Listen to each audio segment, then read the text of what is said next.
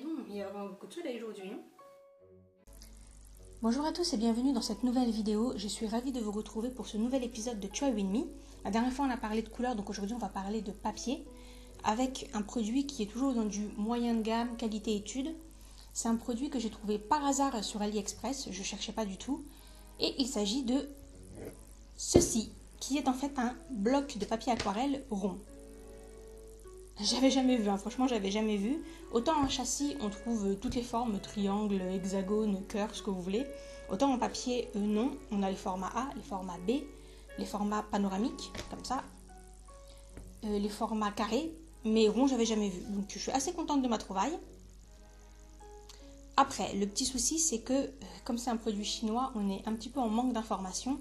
Surtout que c'est pas la marque qui vend son papier, c'est des revendeurs parmi d'autres. Vous savez, c'est un marketplace. Donc, il y a certains vendeurs qui donnent quand même quelques informations, il y en a d'autres qui n'en donnent pas du tout. Et puis, on a toujours peur que ce ne soit pas vraiment la vérité. Vous voyez, c'est toujours un peu tendancieux. Bon, ce qui est dit en tout cas sur le carnet en lui-même. Donc, la marque, c'est Dorer Art. Papier aquarelle, 300 grammes, ce qui est déjà pas mal. Grain fin, 20 feuilles et un diamètre de 19 cm. Il y avait d'autres formats. Celui-là, c'était le plus grand. Le bloc il coûte 13 € et il est vendu avec ses pinceaux à réservoir d'eau. Il y a 3 tailles différentes. 13 € le bloc de 20 feuilles, on est quand même sur du prix très abordable. Ça reste, bon après c'est du 19 cm, c'est pas un format non plus gigantesque, mais c'est on va dire, c'est pas trop cheap, mais c'est pas non plus... Moi comme je disais, c'est qualité étude. Sur le site du vendeur, il disait aussi que c'était de la pâte de coton et non pas de la pâte de bois et que c'était sans produits chimiques. Bref, je me suis dit, attends de voir quand tu l'auras reçu. Effectivement, je dois dire que la couleur du papier, elle me paraît assez naturelle. Bon, alors là, évidemment, c'est en pleine lumière. Bon, bref, vous allez voir après sur le speed painting. Le papier, il a une couleur normale, on va dire. Donc, je pense qu'effectivement, il est sans acide. Le grain, il est fin, il est tout à fait correct. On est sur du grain fin, mais qui est de... Bon, vous vous en doutez, hein, c'est pas du fait dans un moule, c'est clairement un motif mécanique. Mais bon, c'est normal pour la qualité, pour le prix, c'est tout à fait acceptable, donc pas de souci, je trouve qu'il est plutôt pas mal. Et il a une grande qualité, c'est qu'il est encollé. Alors si vous demandez à quoi ça sert un carnet qui est encollé, c'est que la feuille, en fait, vous pouvez peindre directement dessus, comme elle est collée, elle va pas gondoler. Ça évite en fait de devoir sortir la feuille et de devoir mettre du scotch autour pour la maintenir. Donc c'est plutôt pas mal. Bon après le côté un petit peu moins cool, c'est que du coup, si vous utilisez par exemple une table lumineuse, ce qui est mon cas, ben vous pouvez pas avec ce papier, soit vous décollez la feuille et vous perdez l'intérêt qu'il soit encollé, soit vous la laissez et du coup vous pouvez pas utiliser la table lumineuse, puisque moi je fais toujours mes croquis d'un côté et après je le décalque avec la table lumineuse sur mon papier aquarelle. Bon, bah là j'ai pas pu, du coup j'ai utilisé une autre technique que je vais vous montrer, même si on voit pas très bien, mais c'était juste pour que vous voyez un petit peu le principe, c'est le fameux papier carbone. Donc le carbone, vous voyez, c'est une feuille qu'on met entre le dessin et le support, ensuite on a juste à repasser ses traits.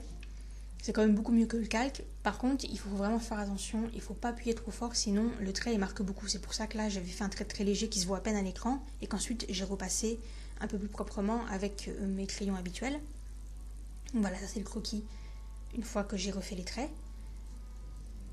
En ce qui concerne le papier, j'ai pas fait de modification, puisque vous avez vu le croquis il était déjà assez poussé. Mais j'ai quand même descendu un petit peu les yeux, je trouvais qu'ils étaient placés trop haut. Et quand j'ai gommé, bon, je peux pas dire que le papier s'est vraiment abîmé, mais je pense que si j'avais un petit peu trop insisté, il se serait quand même un petit peu défait, il aurait commencé à pelucher. Donc là-dessus, j'ai pas l'impression qu'il soit très très résistant. Il l'est plus que certains papiers, mais en général, le papier de qualité étude comme ça, il tient mieux normalement. Il tient plutôt bien le gommage. Donc à ce niveau-là, c'est le seul petit hic que j'ai eu. Sinon, vous allez le voir, même déjà là avec le fond, vous voyez bien que ça n'a pas du tout gondolé, c'est resté bien plat. Donc le côté encollé, c'est quand même une super qualité. Ensuite, j'avais commencé à faire la peau, vous allez vous en rendre compte, j'avais commencé à faire la peau à l'aquarelle et finalement j'ai changé d'avis parce que je me suis rendu compte que c'était quand même un peu dommage de ne pas tester les feutres à alcool dessus. Vous allez voir tout à la fin de la vidéo, il y a un moment je vous retourne la feuille quand l'illustration est terminée pour qu'on puisse voir comment c'est au dos. Et ça a un petit peu transpercé, mais à peine. Pourtant, j'ai quand même mis une bonne couche. Alors, est-ce que c'est parce que j'avais déjà mis une couche d'aquarelle et que du coup, l'encre est moins passée au travers? Je ne sais pas. Enfin, en tout cas, je trouve qu'il a plutôt pas mal tenu le feutre à alcool. On voit juste un petit peu, si j'avais voulu, j'aurais pu peindre de l'autre côté, par exemple. Voilà, je pense qu'en ce qui concerne le papier, j'ai à peu près tout dit. Ouais, alors, cette séquence-là, je suis désolée, la caméra, elle a commencé à basculer vers le bas, entraînée par le poids de l'iPad, donc c'est un petit peu mal cadré. Désolée, j'ai essayé de rectifier ça un petit peu par la suite. Donc je disais, le papier, je ne lui ai pas trouvé de défaut, mis à part qu'il a l'air de pas très bien résister au gommage, sinon pour le reste, ma foi, pour le prix, je trouve que c'est vraiment pas mal du tout.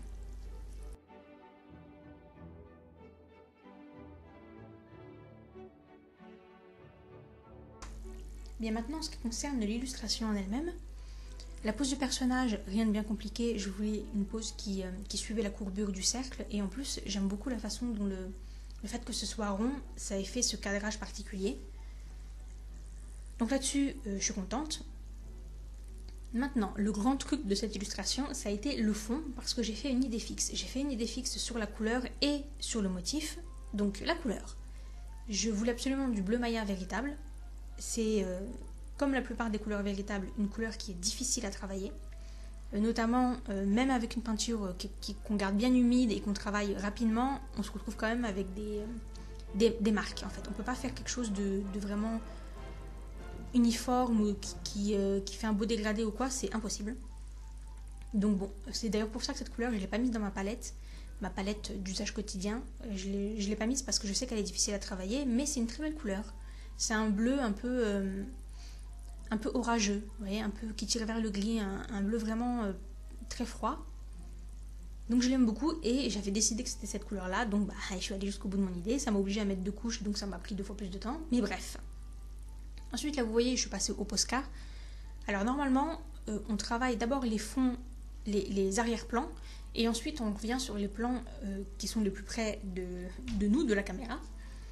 Là, j'ai fait l'inverse parce que je savais que là, par exemple, les fine liners, ils sont pas résistants à l'eau. Donc, j'avais peur qu'ensuite, en repassant en faisant les cheveux, etc., que ça redilue l'encre et que ça bave dans tous les coins. Alors, vu comment c'était précautionneux de faire tous ces petits détails, j'avais vraiment pas envie de tout gâcher bêtement. Du coup, j'ai fait l'inverse. Et c'était pas très pratique parce qu'il fallait faire attention à toutes les petites mèches, etc. Bon, bref. Vous le voyez là, vous imaginez bien le temps qu'il m'a fallu pour faire avec ces mines microscopiques chaque petite fleur. Mais c'était l'idée que j'avais dès le début et du coup, bah, voilà, je suis restée là-dessus. Au moins, je suis allée jusqu'au bout de mon idée, donc je suis quand même contente. La gamme de couleurs, c'était je voulais du bleu, des bleus foncés avec du doré. C'est un mélange que j'aime beaucoup, un combo que j'aime beaucoup. Et puis, évidemment, le vrai plaisir, vous allez voir à la fin, c'est les petites touches de doré qui me donnaient un petit côté clean à tout ça. Donc, j'en suis assez contente. En tout cas, elle est telle que je l'imaginais. Dernière petite chose en ce qui concerne le bloc en lui-même.